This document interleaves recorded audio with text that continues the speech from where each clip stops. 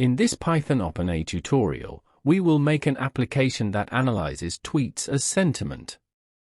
In the video I will show step by step how to do the application.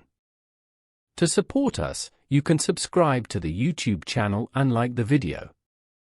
First, I will transfer the OpenAI library. You can transfer the library using this code.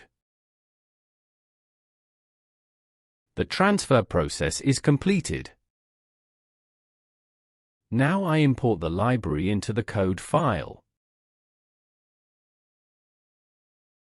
I am creating a variable. I need an API key. You can create an API key using this website. I added the website link to the video description. I go to the API key section. I click on the Generate button. I enter a name. I created an API key. I copy the key to the code file. I am creating a variable. I will send the necessary parameters to the chat and create functions. I set the model as GPT Turbo. I will send a messages to the function. The first message will be a system message. I indicate that I will send tweets to the OpenAI API and that it should analyze them.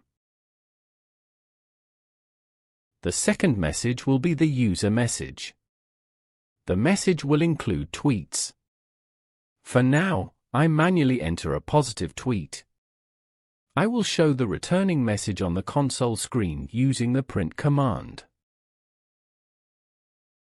I print the returned message to the console using the message and strip functions. It says the tweet I sent was positive. Now let's do a similar example. Instead of sending a tweet manually, I will ask it to evaluate the tweets in a text file. I asked ChatGPT to create 2 positive and 1 negative tweets. I save positive tweets to a text file. I delete emojis.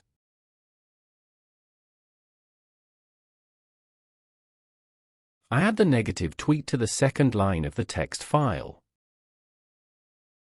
The first and third lines contain positive tweets, while the second line contains negative tweets.